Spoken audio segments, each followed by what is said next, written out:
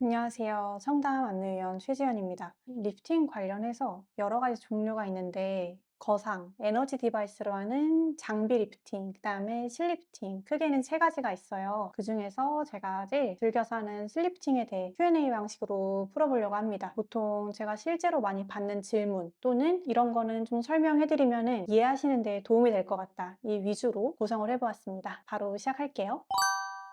유지 기간, 아주 만족스러운 그 효과는 보통 6개월보다 살짝 더 넘게 유지가 보통 되고요. 그 뒤로는 자연스럽게 서서히 풀려요. 그래서 이게 1년을 넘는 경우는 많이 보지는 못했고, 울세라 했을 때랑 그 효과가 지속되는 기간이 약간 비슷하다고 생각하시면 편합니다. 그래서 실리프팅 할 때 예를 들면 내 얼굴을 착 체인지해서 이걸로 2, 3년 가기를 기대하고 이 시술을 받으시면은 무조건 후회하실 거고요. 그게 아니고 어느 정도 얼굴을 디자인을 해서 리프팅 효과를 즉각적으로 얻고, 그 다음에 장기적으로 봤을 때 덜 처지게 해주는 안티에이징 관리로서 접근을 하신다면 만족도가 높을 겁니다.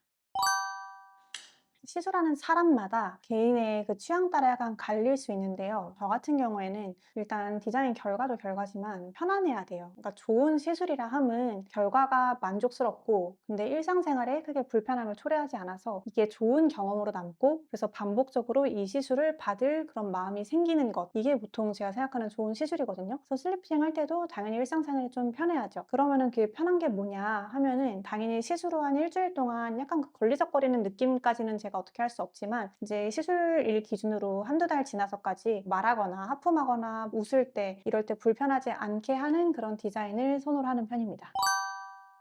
네, 제가 이제 제 얼굴에 테스트를 위해서 아니면 기분 전환 삼아 여러 가지 하는 것들도 있지만 그런 개념이 아니고 그냥 꾸준히 제 얼굴에 하는 시술들이 있는데요. 대표적으로 실리프팅입니다. 몇 개 안 돼요. 꾸준히 꼭 챙겨서 하는 것은. 뭐 저도 이제 시술을 하는 입장이기도 하지만 받는 입장이기도 하거든요. 단편적으로 효과가 너무 좋았어요. 효과가 너무 마음에 들었고, 그다음에 크게 불편하지 않았어요. 그래서 반복적으로 할 수 있는 그런 마음이 생겼고요. 머리로 생각했을 때는 어쨌든 나이가 들면은 이 볼륨이라는 게 조금씩 줄어들기 마련이거든요. 그래서 저는 이거를 조금 지키는 거를 중요하게 생각을 해요. 근데 있는 걸 가지고 재배치를 시켜서 디자인을 한다는 측면에서 저는 그게 엄청 매력적인 포인트로 다가왔어요. 그래서 저한테 꾸준히 하게 되죠. 일단 두 가지가 중요한데요. 받는 사람이 너무 불편한 실은 선호하지 않고 본인이 가장 잘 결과를 낼 수 있는 실, 시술하는 사람이 제일 편하게 쓸 수 있는 실이 좋은 실이라고 생각을 하고, 그래서 결과적으로 현재 민트랑 실루엣 소프트 메인으로 쓰고 있고요. 보통 컴바인해서 사용을 하고, 너무 비싼 실만 다 하는 거를 그렇게 선호하진 않아요. 어쨌든 약간 가성비도 생각을 해야 되니까 솔직하게 말씀드리면. 근데 그 안 녹는 실은 안 써요. 왜냐면은 얘가 녹기 때문에 영구적인 부작용을 남기지 않을 거라는 생각으로 실리프팅을 하는 것인데, 실이 안 녹으면 일단 이 전제가 틀려버리고, 실은 안 녹을지라도 그 실이 처음에 그 디자인한 자리에 있어서 그대로 효과를 똑같이 유지한다는 보장이 없기 때문에 안 녹는 실을 사용할 이유는 없죠. 그다음에 제가 아까 말씀드린 민트랑 실루엣 소프트는 좀 대표적인 디자인하는 실들이고, 다른 것들은 좀 짜발짜발한 실이라서 굳이 언급하지는 않겠습니다. 유착.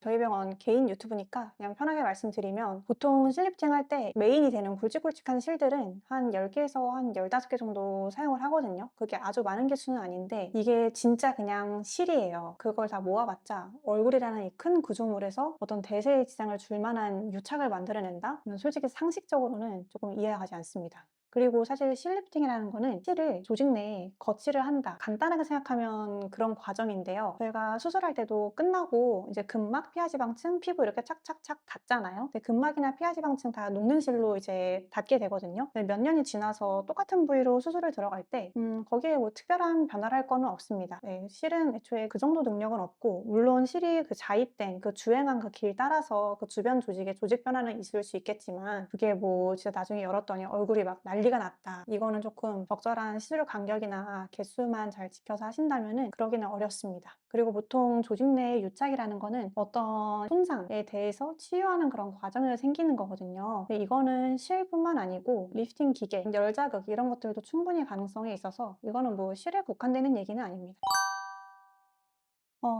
고객 입장에서는 아까 말씀드렸다시피 편안함, 자연스러움, 그러니까 효과가 즉각적으로 좋아도 너무 장기간 불편감을 초래할 만한 디자인은 그냥 과감하게 포기하고 다른 쪽으로 대체를 하는 걸 조금 더 선호를 하고요. 제 입장에서 중요한 포인트는 어쨌든 이건 리프팅 시술이잖아요. 사실 이제 진짜 리프팅은 거상이랑 실리프팅 이렇게 두 가지라고 생각하기는 하거든요. 일반적인 에너지 디바이스 리프팅은 착 수축시켜가지고 쫙 붙이는 이런 개념이라면 정말 수직으로 들어 올릴 수 있는 거는 이제 거상이랑 슬리프팅 이렇게 두 가지인데 그 결과가 예뻐야 돼요. 결과가 예쁘려면은 일단 너무 얕게 들어가면 크게 효과가 없어서 어느 정도는 그 깊이를 조금 유지를 해줘야 되고 그게 일정한 깊이를 약간 유지한다는 그런 생각으로 가야 끝나고 디자인을 했을 때 결과가 좋습니다.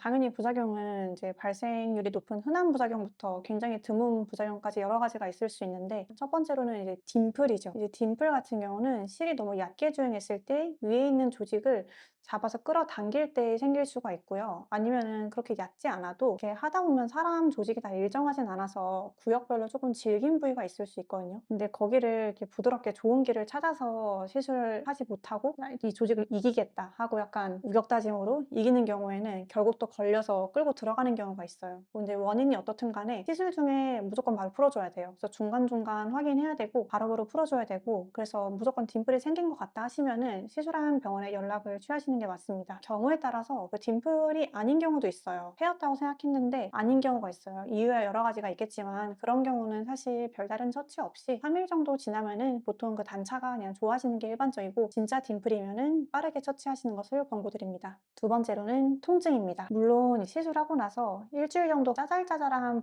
불편감까지는 어느 정도 지나가야 되는 게 맞지만 그 뒤로도 이상하게 통증이 생겨서 불편해 하시는 경우들이 있어요. 원인이 여러 가지가 있겠지만 그중 하나가 2차적으로 방사통이 생기는 경우가 간혹가다 있거든요. 보통은 시술일 기준으로 한 달 정도 이내에 보통은 호전됩니다. 특별한 처치는 필요 없습니다. 셋째, 염증입니다. 물론 시술 과정이 너무 위생적이지 않아서 어떤 감염이나 어떤 심각한 염증 이런 걸 말씀드리는 게 아니고 가령 실이 나간 부위, 국소적으로 한 포인트가 덧난다라고 설명드리면 조금 더 편할 것 같은데 그런 국소적인 염증이 발생하는 경우들이 있어요. 근데 제 얼굴이면은 별 처치하지는 않습니다. 어차피 기다리면은 좋아질 것을 알기 때문에 받는 분들 입장에서는 또 마음이 다를 수가 있어서 그때는 당연히 경과진료 보고 적극적인 약 처방이나 처치를 하게 되죠. 그래서 이런저런 시술 후에 예상치 못한 그런 불편감 때문에 겁을 먹으셔가지고 실을 제거해야 되는 거 아니냐 이런 걱정하시는 분들도 많은데 사실 실리프팅 시술이 크게 무리 없이 이루어졌다면은 실을 제거해야 될 만한 그런 상황은 보통 크게 발생하지는 않아요. 그래서 혹시 시술 받고서 불편감 때문에 걱정이신 분들은 너무 걱정하지 마시고 차근차근 시술한 그 담당 원장이랑 상담하시는 것을 권유를 해드립니다.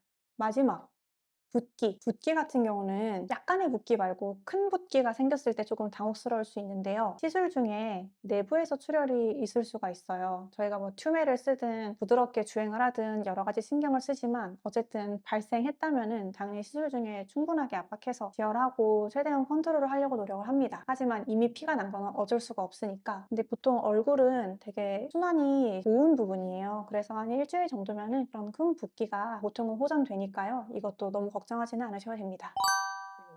저는 일단 슬리프팅 할 때 약간 국소 마취가 돼 있는 상태잖아요. 그래서 그때 좀 아픈 스킨 보톡스나 이런 주사 시술은 같이 하시기를 권유드려요. 훨씬 덜 아프거든요. 그래서 첫 번째로는 그렇게. 그다음에 다른 것들은 근데 이거는 얼굴마다 너무 다를 것 같은데요. 볼륨 뺄 거 있으면 빨리 빼고 그다음에 있는 조직으로 예쁘게 리프팅할 수 있으면 하고 그다음에 채울 거 채우자. 이 순서에 입각해서 하시면 되는데 그래서 그 얼굴 상태마다 미리 뺄 볼륨이 있으면은 같이 진행을 하고 아니면은 채울 게 있으면은 또 같이 진행을 하고 이 정도 개념으로 좀 넓은 의미로 설명드릴 수 있을 것 같고 여러 가지 생각이 나는데 의사마다 너무 주관이 강할 것 같은 부분은 제가 패스하고 얘기를 할게요. 일단 실로 커버하기 어려운 거는 살이 너무 많은 분들 있죠. 이런 분들은 사실 그 효과가 엄청 드라마틱하지도 않고 효과가 있다 하더라도 유지가 좀 덜 돼요. 왜냐면 물리적으로 잡아서 걸고 있어야 되는데 당연히 무게가 무거우면 빨리 떨어질 확률이 높으니까요. 그때는 실이 아니고 그 볼륨을 줄이는 게 훨씬 가성비가 좋습니다. 효과도 훨씬 더 확실하고요. 이제 살이 많은 경우는 이거를 실로 해결하기는 조금 어렵다. 무조건 일상생활에서의 불편감 최소화. 그래서 반복하면서 안티에이징을 할 수 있게끔 하는 시술. 이게 포인트입니다. 근데 이거 되게 케이스 바이 케이스라 사람이니까 물론 100이면 100 붓기 없다고는 그건 사기고 그래도 꽤 평균적으로 봤을 때는 붓기가 적은 편이기는 한데요. 일단 처음에 실리프팅 그 메인 시술하기 전에 쓰는 튜메라는 게 있어요. 적정량 쓰면은 좀 붓기나 이런 데 도움이 되고요. 그다음에 아까 말씀드렸다시피 이게 결국 조직 손상을 최소화해야 붓는 거나 통증 이런 게 훨씬 덜 하거든요. 그래서 저는 기본적으로 모든 시술은 좀 부드럽게 하는 게 좋다고 생각을 해요. 우겨 밀어넣기보다는 좋은 길을 찾아가자, 내가 찾아보자 약간 이런 식으로. 그래서 그냥 프로시저 자체가 부드러워야 덜 붓지 않나. dim플 안 생기게 하는 건 제가 그거를 그냥 세심하게 체크하기 때문이에요. 그리고 그때그때 빨리빨리 풀어주고 실을 마지막 컷하기 전까지 계속 체크, 확인, 확인, 또 확인. 이게 제일 중요한 것 같고요. 애초에 주행할 때 얕게 하는 걸 선호하지는 않아가지고 왜냐면 dim플도 dim플인데 약간은 깊어야 당겼을 때 그 효과가 좋아요. 당연히 그럼 dim플도 덜 생기겠죠. 오늘 그냥 간단하게 이런 부분들은 좀 공유하면 도움이 되실 것 같아서 영상을 준비해봤습니다. 즐겁게 봐주셨으면 좋겠습니다. 감사합니다.